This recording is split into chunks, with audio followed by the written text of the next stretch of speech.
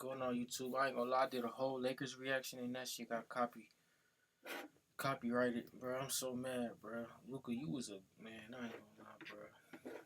I'm up on the late night Lakers video got deleted, so I'm gonna just watch this 051 Mel video.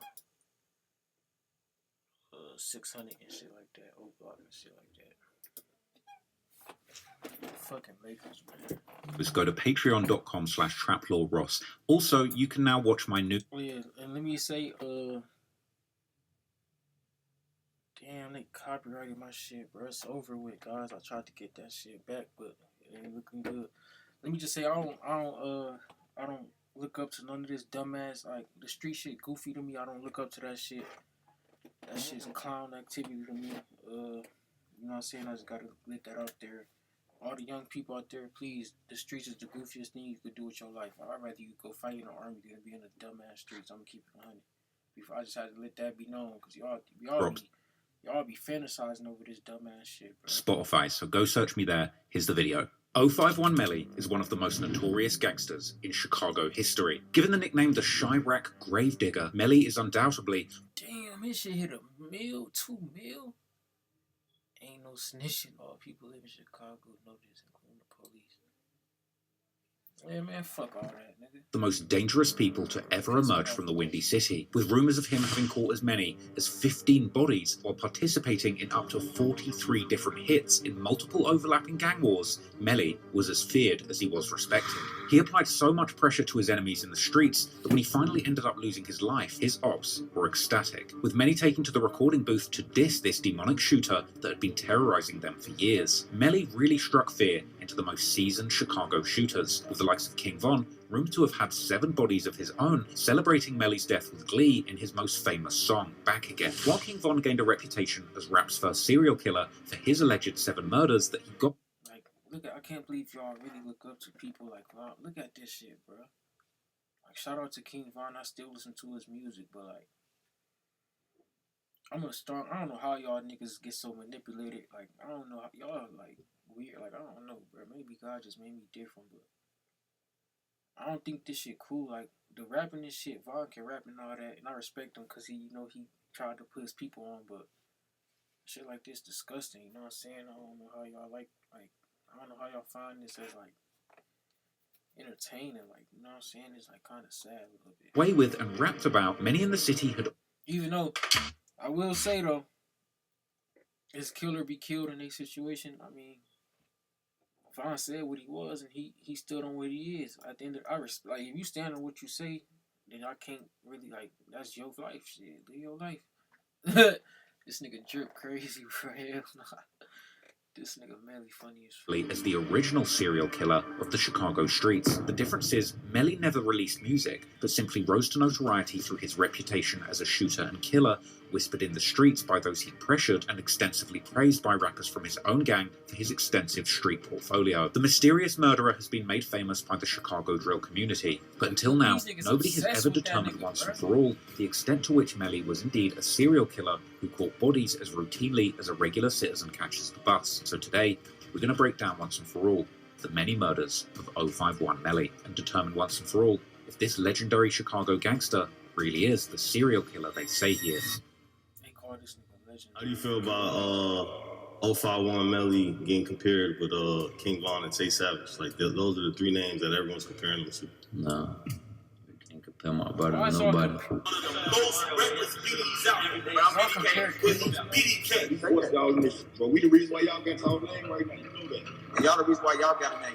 Y'all got a name. It's never been no killing without killing. Hey, this bus stop right here, though. This real famous place. Yeah. It's crazy because Melly got this reputation. He ain't never even dropped any music, but everybody know him. That's a free Durk and a bomb. Freedom though. I'd rather them dead than in jail.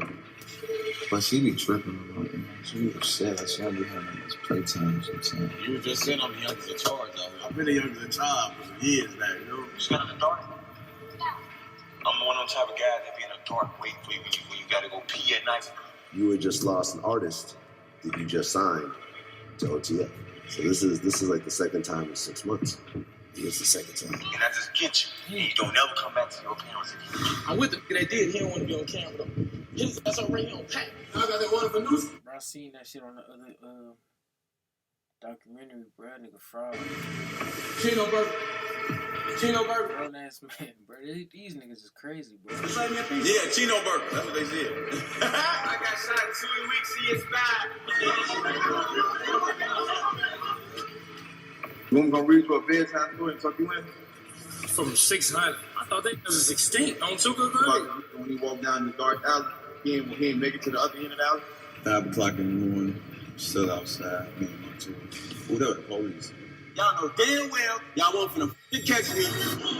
Man, they just killed y'all. Who allegedly killed Melly, got charged 0078.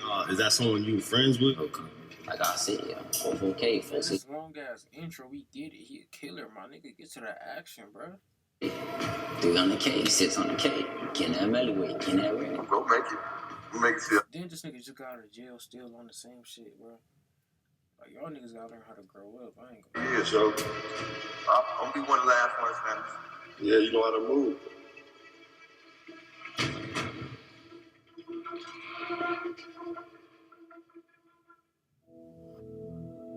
Yarmel Devontae Jameer Williams, better known as 051 Melly, was born on November the 19th, 1991, to a mother. This nigga got the same birthday as me. He old as hell though, but we got the same birthday. What the fuck? Angie, and a father named Yamur. Melly grew up with 2 siblings, including his brother Wu and his sister Kenjia, Wu's father, Jerome Golden, aka Fido, was also Melly's stepfather, until he would get a life sentence in 1994 for a quadruple murder where he allegedly took part in the slaying of 4 men for selling drugs in the wrong turf. Fido apparently being a member of the BDN, or Black Disciple Nation, who controlled the area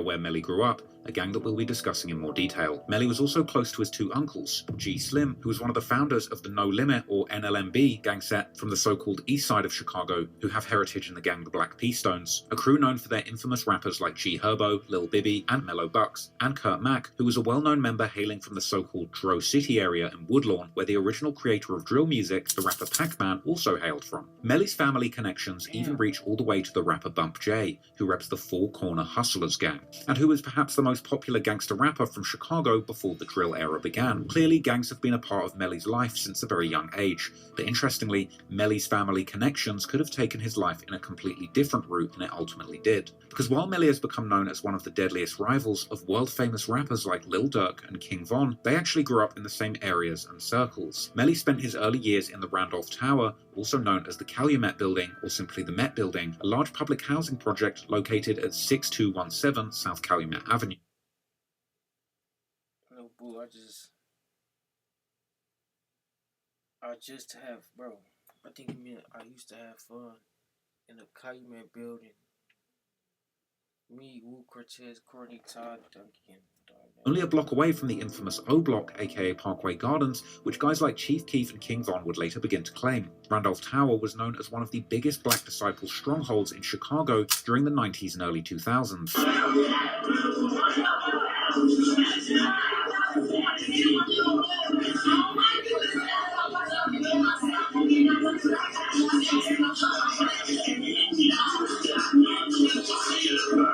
Well, police discovered a gruesome double murder in a Southside Chicago apartment today after an anonymous tip. The bodies of 57-year-old Jesse Jackson, not of Operation Push, and an unidentified young woman were found murdered at 6217 South Calumet Avenue. Jackson lived in the apartment. The woman in her mid-20s lived nearby. The bodies were tied together with electrical cord, and police say there is no sign of forced entry and no weapons were found in the room. Until their leadership was indicted for running a corporate-style drug empire in 2004, where dealers were making up to $45,000 a day selling drugs, while other members would guard the building from the roof, even making use of sniper rifles and night vision goggles. And while the gang had their headquarters... Damn, bro. I still stand on what I said. This whole lifestyle goofy, but in the Met Building, or the Castle as they called it, they would control the drug trade across a very large area, which included the Parkway Gardens, aka O Block. But besides Melly... So they shit right by O Block. So it's basically across the street from O Block. Damn. Numerous people famous within the drill scene grew up in the Met Building. Damn. Such as Chief Keef, Lil Reese, and even FYBJ Maine. Everybody that's that's out here for real. That's like I don't even want to really name, but like Melly, all these big time, they really from 6 to 17, right? Straight up, like FYBJ May, 6 to 17, baby, like you feel me? Like, Reese from that too, ain't he? Yeah, 6 to 17. Reese, my cousin, 6 to 17, baby. Yeah. Keith, 6 to 17, baby. Right. All these people came out of the building. 6 to 17, baby. Capo, 6 to 17, baby. The legendary GBE Capo. My cousin, 6 to 17, baby. For sure.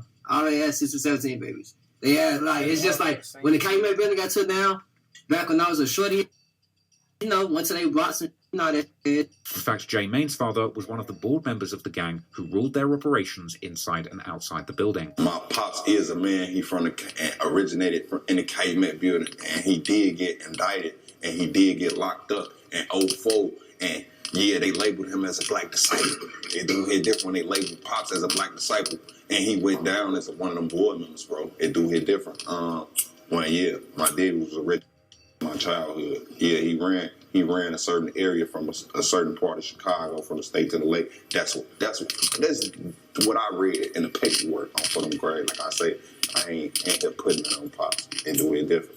The Randolph Tower was eventually demolished in 2006 as part of the Chicago Housing Authority's plan to get rid of almost all of the large public housing projects in the city. Damn, that shit hella close, bro. But at some point, Melly's family moved to another address in the same neighborhood, located near 59th and Calumet. This area eventually becoming known as the turf of the Set 600, who would later become Melly's worst enemies, as Melly's brother Wu would later recollect during his DJU interview. Bro, what the? Chicago weird as fuck. I used to have to walk out there with my sword. Like, that's how we came out there with the sword on 59th. That's what it was, you feel me? Like, I was in their hood. I lived in their hood. Like, I walked from there. I used to walk from 59th to the 51st through the park. Like, you feel me? Yeah. But when I was out on 59th, it wasn't up like how it was. You like, dad, like, look, you know, I be sneaky talking. We wasn't like into it, but I had secret animosity. But we ain't just nobody to play with. You feel me? So you ain't gonna do nothing you want to do for real. Right. And that's what it was. Okay, cool.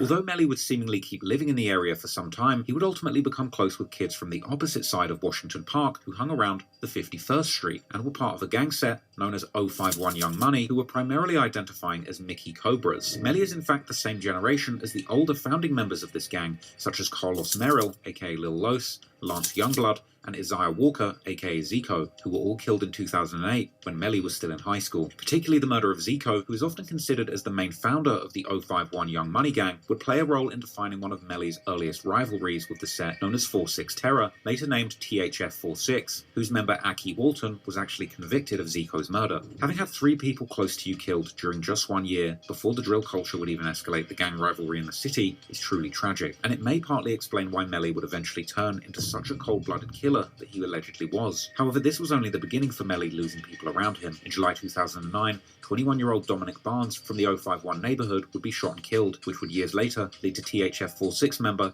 and Lil Durk's good friend THF Bezu getting charged for the murder. He would end up beating these charges. Bezu himself would allegedly almost be killed by 051 in April 2011 when 18-year-old THF 46 affiliate Quinton Turner, aka Quint, was killed in a triple shooting where Bezu was also hit. Years later, Melly would bring up this incident while on Instagram Live with Bezu, after Bezu would claim that Melly and other 051 members were all good kids until THF forced them to hop in the streets by applying so much pressure. Hey Melly, who forced y'all in? Who the reason why you play with guns? Who forced y'all in? Y'all the first people. Y'all would drive y'all mama's cars in 8th grade, bro. So you lying? I want to drive my mama's car. I want to drive y'all grammar school driving y'all mama's cars. The whole your money was basketball players. Keep it real. Oh, now you lying for you. You just said half us ain't. You can say half. That's good. See what I mean, though? They like niggas in the streets be trying to downplay normal people, and this is exactly why the cycle niggas be claiming that they ain't had no opportunity. Y'all, this how they act, bro. I'm telling y'all, bro. I know niggas like this. They made fun of the niggas who was hooping and going to school. One nigga to education, they was calling them type of niggas corny. Meanwhile, they killing people and shit, thinking that shit cool. And then they going to sit there and point the finger at everybody else the reason why they sons and shit. in the hood growing up. You know, like, come on, bro. You can't blame somebody for your actions, bro.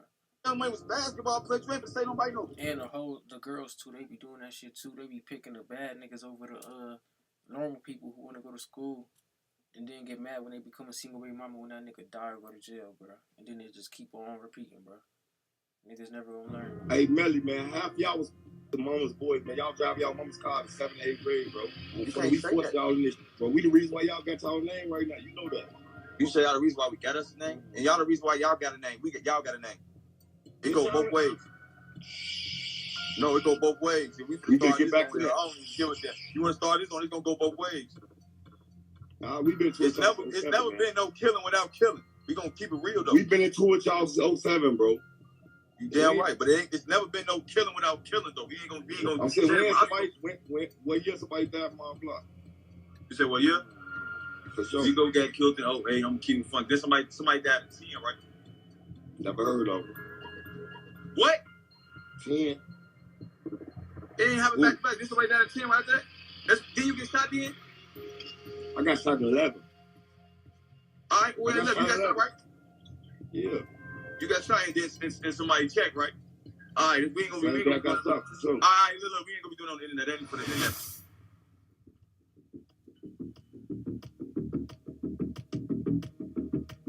051's gang rivalries would begin to intensify during the early 2010s, boosted by the rise of social media and the start of the drill music movement. Perhaps the first casualty of this new era on 051's side was 18-year-old Tariq Mahdi, aka T Streets, who was gunned down in November 2011 on a quiet stretch of street in the Washington Park neighborhood. And while this murder has remained unsolved, there have been numerous different theories about who might have been behind it, with many thinking that this was actually the first casualty in the years-long war between 051 and the 600 set. After all, the murder took place very close to 600's hood. However, this theory has been challenged by many people who often claim that T Streets was in fact killed by 051's old enemies, THF-46. King Von, on the other hand, would famously name-drop T Streets in his popular song I Am What I Am, rapping how somebody tried to a peace treaty and ended up dying like T Streets. These lyrics perhaps hinting that T Streets' murder has a backstory that might not be fully known to the people on the outside. But whatever actually happened, the fact that Melly's first alleged kill would take place only a few days before T Streets' first posthumous birthday, and Melly was certainly claiming to have been killing people in T Streets' name.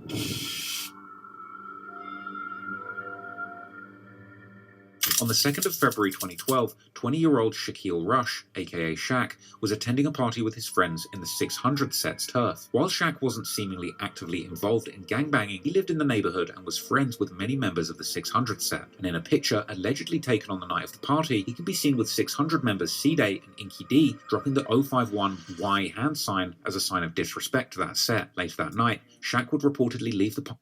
You can't say you in, bro. You can't. I ain't gonna lie, bro. Can't say you innocent after you diss. Like, I don't know how people think, like,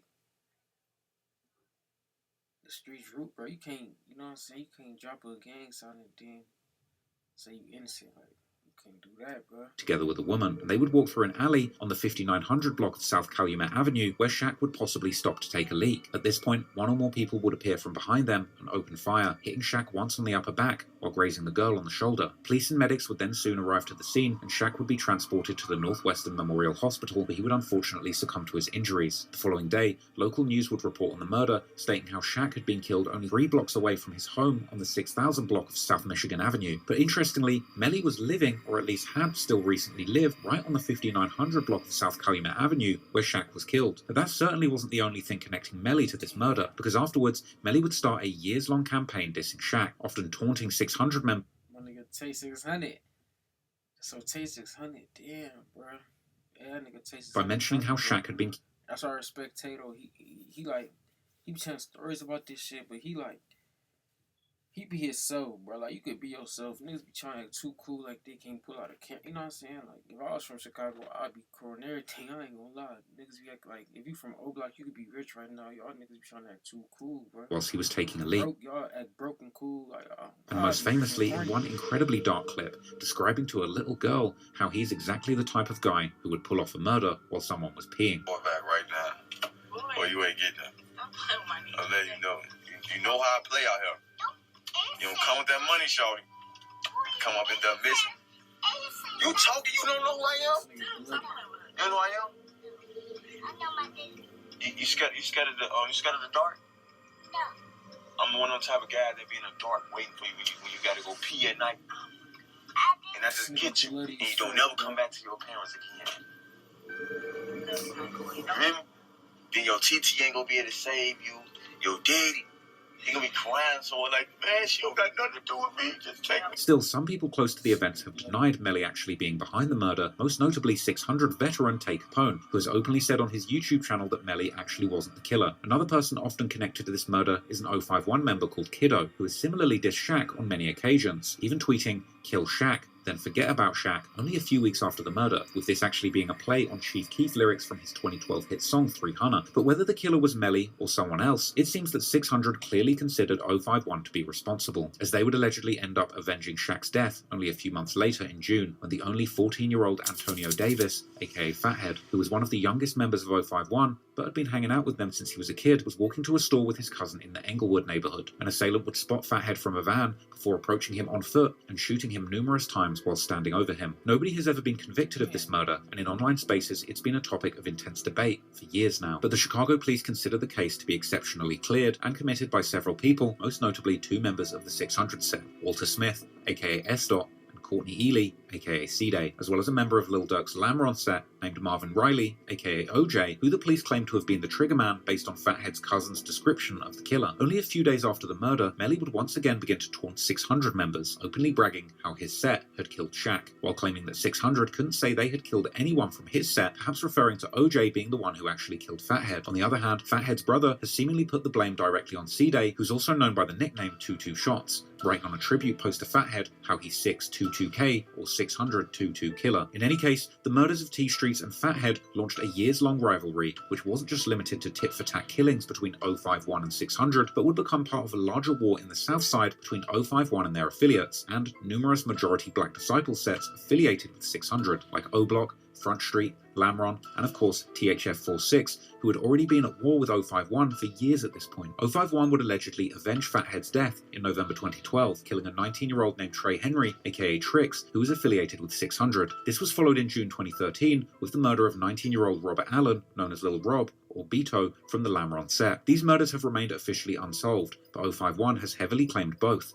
with Melly too implying that his set was behind these murders. Although Melly himself isn't often directly connected to these murders in online rumours, regardless of who had done what, 051 weren't done killing, and in September 2013 they would strike again, killing 17-year-old Leonard Anderson, better known as the up-and-coming rapper LA Capone, from the 600 set. This was a devastating blow for 600. My nigga, damn, bruh. I ain't gonna lie, he had the most potential out of him and Young Pappy, bruh. Damn, 50 Cent cakes. As LA was considered their most promising rapper, who had become increasingly close with other rappers in the community, like Lil Durk, who at this point had already signed a major deal with Def Jam Records and was rumored to have been in the works of helping LA Capone land a major record deal for himself as well. He kept telling me that he's supposed to be meeting T.I., so flying to Atlanta with Durk and meeting T.I. And like that is what he's telling me. Like, for around town. BTI. He was flying out at this point. Like, he had went on a couple shows with Durk. LA's murder would eventually be solved, leading to the arrest and convictions of 2 051 members, Michael Mays, aka 051 Rocco, or Rockhead, and Saki Hardy Johnson, aka Lil Mick, as well as a third person named Miko Buchanan. 051 Melly, on the other hand, would once again take part in the dissing, making numerous tweets in the days following LA Capone's murder, where he would make fun of him, and boasting about all the people that his set had killed to avenge Fathead's death. But interestingly, Melly would often also mention Lil Durk in his tweets, making it seem that he was actually a fan of Durk's music, despite Durk being such close friends with Melly's enemies. But whether he was serious or just trolling at this point, Melly's fixation on Lil Durk would eventually become Lil Durk's worst nightmare. In March 2014, 600 would allegedly get their revenge, as 20-year-old Mark Campbell, better known as Lil Mark from 051, would be brutally gunned down in broad daylight while standing on the bus stop at 51st Street. Only a few days... Oh, that's the nigga who made that, I ain't gonna sing the lyrics, but I think For his murder, Lil Mark had dropped a diss song called No Competition, a remix of Lil Durk's song Competition, dedicated diss track aimed towards the Black Disciple sets like 600, Lil Durk's Lamron, and King Von's O Block. This song had made Lil Mark the #1 target in the streets, and it wouldn't take long before those who Lil Mark had dissed would be claiming his murder, with particularly D Rose from 600 and King Von from O Block starting the dissing only hours after Lil Mark's death. But this time also Lil Durk, whose song Lil Mark had remixed just before dying, would decide to take the dissing to a whole new level, actually filming himself at the very they killed bro 3 days after that song. stop where Lil Mark had been gunned down, Long live, bro. telling people that he was in a very famous place, along with the caption 3THFTP, this being a member of the THF46 set who actually made an entire song dissing Lil Mark titled Bus Stop. Bus stop, man. Hey, this bus stop right here though. This sum up in that. Hey, I think I know that song. I ain't gonna let that song hard. But RP, bro, who he dissing? I think that's that one song. It's THF, we hot. And I'm on famous place, Jim. It's a real famous place, B. Hey, bus stop is a real famous place, B. I ain't gonna lie to you. You know what I'm saying? Free my nigga team. In online theories, this video is often considered to have perhaps been one of the biggest mistakes that Lil Durk has ever made, because while Durk was already a famous rapper, travelling all over the country, making it very hard for his ops to catch him, it seems that 051 Melly, after this video, would make it his mission to show that in the streets of Chicago, he was the one in charge, and that everyone close to Durk that still was in these streets would not be safe. Moreover, Melly had become close with Durk's old friends, as Durk and his OTF crew had a falling out with the rapper King Louie and his Mubu crew in the summer of 2013. This all came out after a fight would erupt between Mubu and OTF, together with Chief Keef's Glow Gang, while they were performing in Iowa.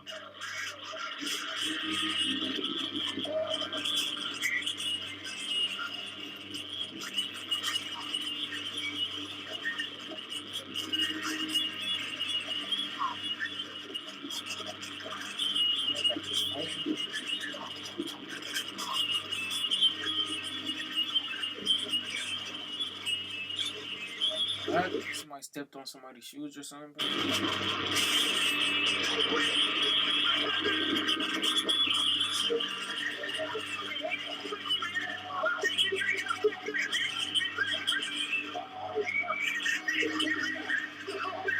After the scuffle, Melly would become increasingly close with the Mubu crew's most infamous member, Mubu Crump, who DJ Academics would famously nickname the Chirac scorekeeper due to Crump's deep knowledge about the city's gang law and his propensity to partake in online drama. And now we're talking about the Chirac scorekeeper. Now, if you don't know who that is, a lot of people ask, who is a scorekeeper? Now, the person that's known as a scorekeeper is this individual that's known as Crump. Now, apparently, he's with the shits, he's a savage, but most notably, he's known for retelling hood stories on Twitter. And not only that, awarding victories. Now, he usually tells or keeps track of who the f is up, who's down, who's tied, who hit a buzzer beater, who hit a game-winning 3. He's keeping up with it. So if you niggas treat that, bro, there's real life people dying. Niggas treating that shit like a basket. know who the f got choked, this is y'all niggas like obsessed with that shit. Like y'all like what's that shit?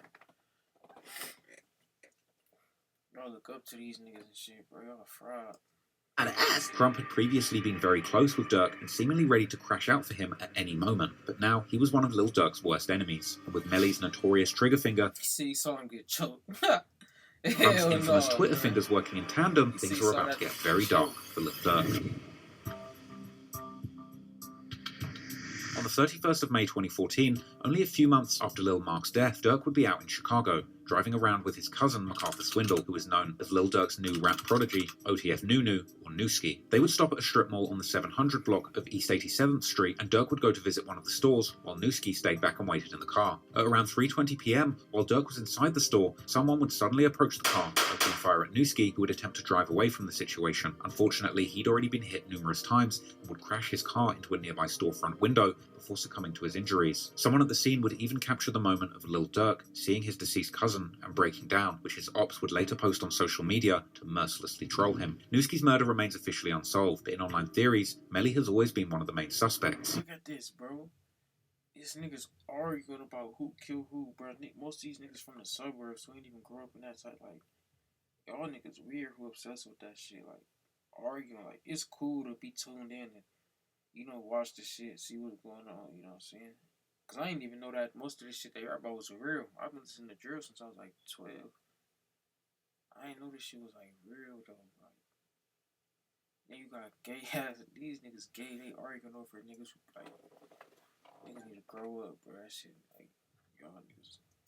About an hour and a half after Nuski had been killed, Melly would simply tweet a bunch of laughing emojis with no further context. This will be followed by another tweet of Melly saying that he had heard that somebody was looking for him, and yet another tweet, this time clearly referring to the shooting by posting a bunch of emojis depicting a person running and shooting. The following day, Melly would start making fun of Nuski more directly, laughing at someone commenting on the news story about the incident, and he would also make a tribute post to Fathead and Lil Mark saying how he wished he could see them again, but that he has to continue turning up for them in the streets. Crump, on the other hand, had been going back and forth with Nuski even before his death, with Crump calling Nuski a fake gangster, and not long after Nuski's death, Crump would let his infamous Twitter fingers loose, dissing Nuski for being an internet gangster who had been talking tough online, but now would face the real consequences. But Crump wasn't satisfied with just tweeting, and eventually, he would even post a video of himself at the murder scene, even saying how he was there with the very person who killed Nuski. He doesn't want to be on camera, which many have taken to be an obvious reference to 051 Melly. Them left Nuski.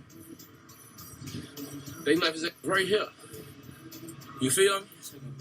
They left his ass up here on folks and them tweaking. Buying some shoes. Y'all see real be up here though. Nigga play with me up here on folks in this building will be on the news. I look like Nuski. Hit his ass up right here on Pat. I'm with the that did. He don't want to be on camera though. Hit his ass up right here on Pat. Hey, my boy up. Right here, you feel? Historic events. Y'all know I'm gonna bring y'all around this historic events. Huh, wish you would play with me, boy. I look like Nuski. He ran into this though. He ran into the children's place, died like a bitch on Pokes now. Goof. No, but do I look like Nuski? Lil Durk was obviously heartbroken by the loss of his cousin, but this would be only the beginning of 051 Melly's campaign to torment Lil. Wrap it up. I'm gonna do part 2 tomorrow, bro. It's 1 a.m., bro. I'm probably post this video tomorrow, so I'm gonna do this. I'm gonna finish this today. So if y'all watching this, I might post it Sunday. I'm gonna post it part 2 Sunday. I'm gonna finish this. Oh, bro, just forget. I'm tired, bro. I don't know what the. Oh, my camera wasn't on the whole. Oh, it is on. My shit flip, bro. Why do we keep doing this shit, bro?